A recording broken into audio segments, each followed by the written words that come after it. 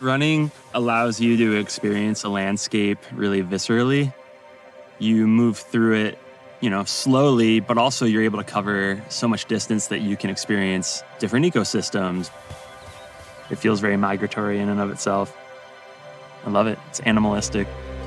That's what I'm excited about on this trip is like moving through these different landscapes and the people that we'll meet along the way and the places we'll see. And to be able to share that through running, it just makes a whole lot of sense.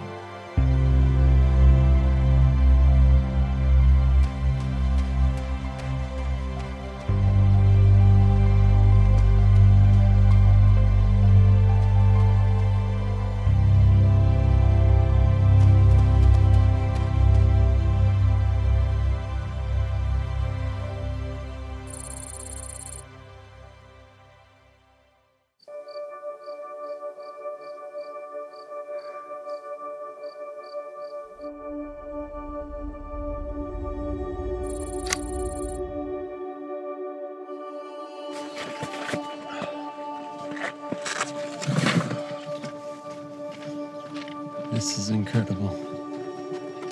Santa Elena Canyon. Got Mexico over here, United States over here. Rio Grande, 1,500-foot cliffs. It's amazing.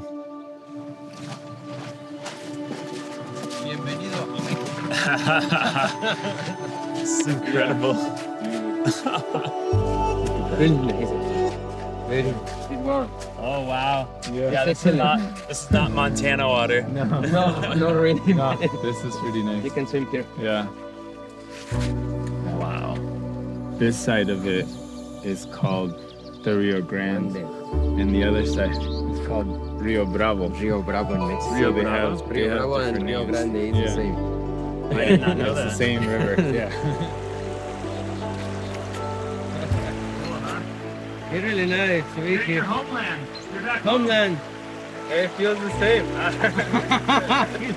Siempre existe una conexión y eso es lo más importante cuando tenemos conexiones entre los países, porque la naturaleza no reconoce separaciones de muros o algo así, la naturaleza sigue creciendo.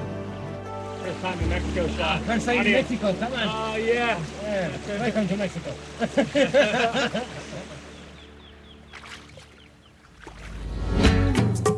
Big Bend National Park has been discovered.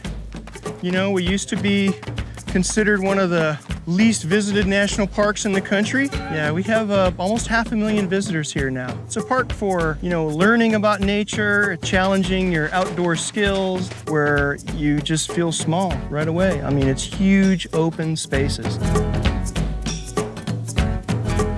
This park works a lot with our Mexican counterparts, primarily our resource management division. We work together sharing our knowledge and sharing the information that we have to help us take care of this place together. And you could spend a lifetime exploring this place.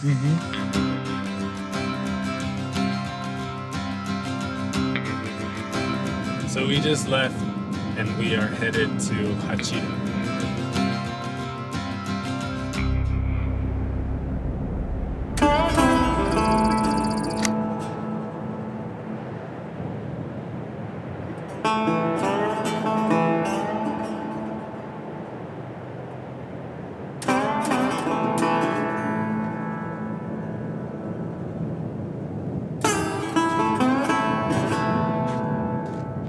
I'm Rocky Mcdonald. You're at Mcdonald Ranch outside of Hachira, New Mexico.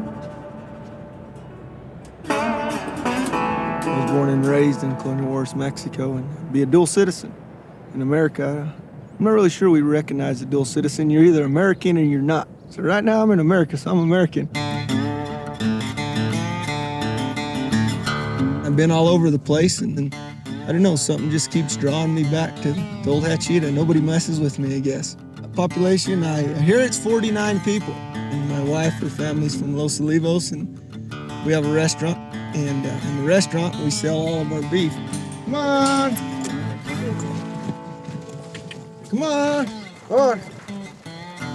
In terms of immigration and stuff, have you seen more more movements, less movements, or difference in it? I don't know, they apprehend people, or that's how they say it all the time, and I'm not really sure if that's a correct term. If they walk across our port of entry and knock on the customs border door, is that really considered apprehending somebody, or are they checking in? Depends on how you word stuff. People look at it different, and you can make it sound better than it is, and you can make it sound worse than it is. Is there a place on your property we could go for a run while we're here? Yeah, take off. Which direction you want to go? Do you want to run with us? No. I'll drive in the car behind you. I'm just a poor, wayfaring stranger while traveling in this world of woe. Yeah, I'm not much for running. I think it takes all kinds. They get better gas mileage than I do. That's what we've always called Pancho Villa's dugout. We actually had this place probably, 5 years before we found this. There's some brass right here, and here's the actual shell casing. 10th month of 1912. It has an FA on it from Federal Ammunitions, I believe. My family's from Mexico, from Colonial Juarez. In the early 1900s, Pancho Villa was kicking everyone out. He come through our little Mormon colony, and everybody left but my great-grandpa, Lem Spilsbury. They wanted Lem to go up against the wall so they could shoot him in their firing squad, and he told them to go to hell, they could just shoot him there. They didn't end up shooting Lem because he had, I guess he was tough, or he had balls, or he was courageous or something, but he drafted him into Pancho Villa's army. The way the story goes, somebody was going to shoot Pancho Villa, and my great-grandpa Lem shot them, so Pancho Villa told him that his debt was paid and they were even. And he got to go back to El Paso, and when we got to El Paso, General Pershing came through, and since he was an American citizen as well, he got drafted into General Pershing's army, and he spent the next 6 months tracking Pancho Villa. So he served both sides of the deal, and it's kind of neat. I feel a little closer to Pancho Villa and Pershing.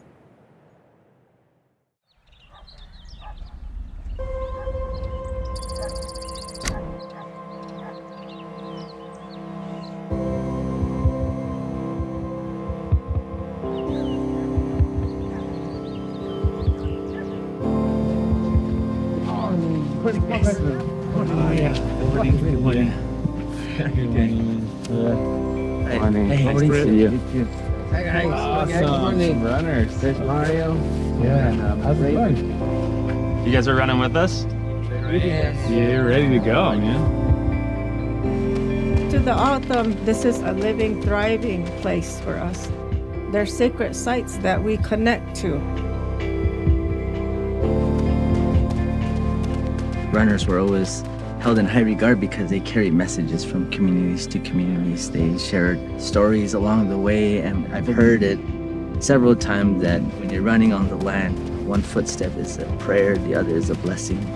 So when you're offering, you're also receiving at the same time, and that's what here on the Tohono O'odham Nation, that's how a lot of runners view running as. The United States wants to erect a wall along the border, and our nation has taken a position we don't want a wall. We have 5,000 of our people that live in Mexico, and we have traditional crossings. There's people who still live in these Aboriginal communities in Mexico, and they come north for health reasons, to see family.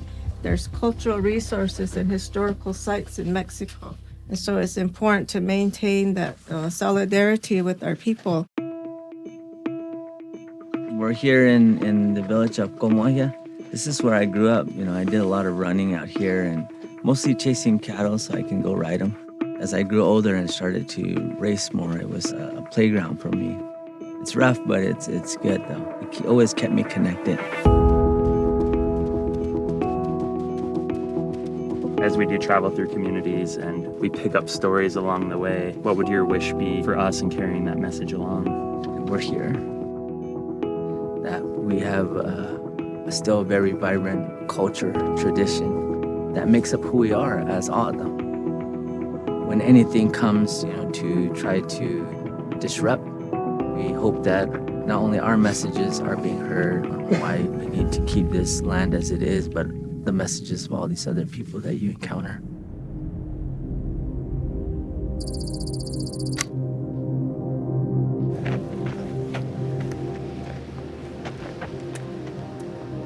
Right over there is the beginning of the PCT. So it starts here, goes all the way to Canada. Vamos? So far away. We can do that. We can do that. But we need a little more water. Yeah.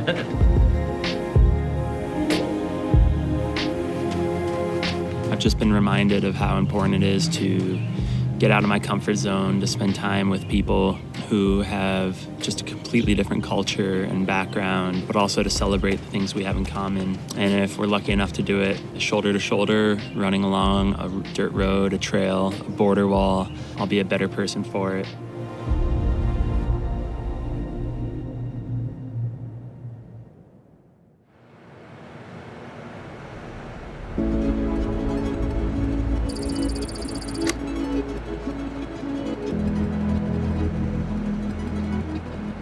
So we're in Tijuana, Mexico, and we're hanging out with the group Latinas a Correr, a running group that brings folks from both sides of the border, and people connect through the act of running.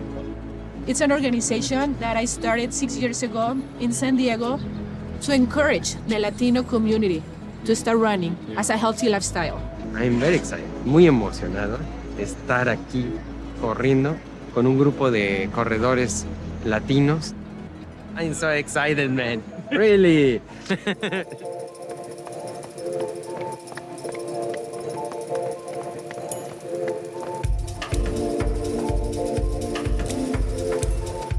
Cruzando, no importa si seas americano, si seas mexicano, y corren todos en conjunto. Y eso es lo bonito, ¿no? Es en conjunto o crea una experiencia en conjunto, ponerlos juntos. No divisiones ni nada, sino nada más con un simple y mismo objetivo.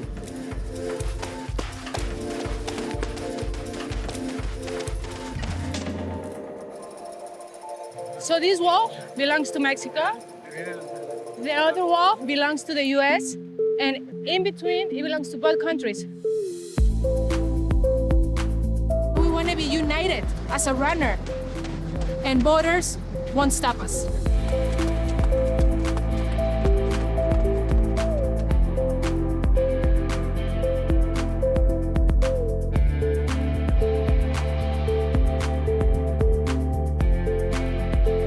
The first year that I started Latinas a Correr, I helped out a human trafficking organization here in Tijuana. So one of the girls, she was at the time 15 years old, I asked her, what do you want to be when you grow up? And guess what she told me? A runner. And I said, why? And she told me that when she was a slave, through the window, she was seeing all these runners on the street, happy. I say, I'm going to organize a 5K, and they run their first 5K. And when one of them, she crosses the finish line, she say she broke chains. As a runner, it's not just about me. It's about bringing the community together. It's about doing good. La madre naturaleza reina sobre todo. Es la que manda. Y en lo que yo hago correr es siempre la naturaleza. A veces tenemos divisiones políticas como esto. Pero eso no debe dividirnos. Yo cuando estuve corriendo en Estados Unidos, cuando estuve corriendo en México, la misma sensación fue siempre. Gozar, estar corriendo de un lado, sean americanos, sean mexicanos, sean chinos, no me importa la nacionalidad. Los corredores no tenemos fronteras. Compartimos un mismo sentimiento, eso es lo más importante. Corremos, estar en conjunto, tuvimos la oportunidad de compartir con mucha gente, eso es lo más importante siempre, no las separaciones.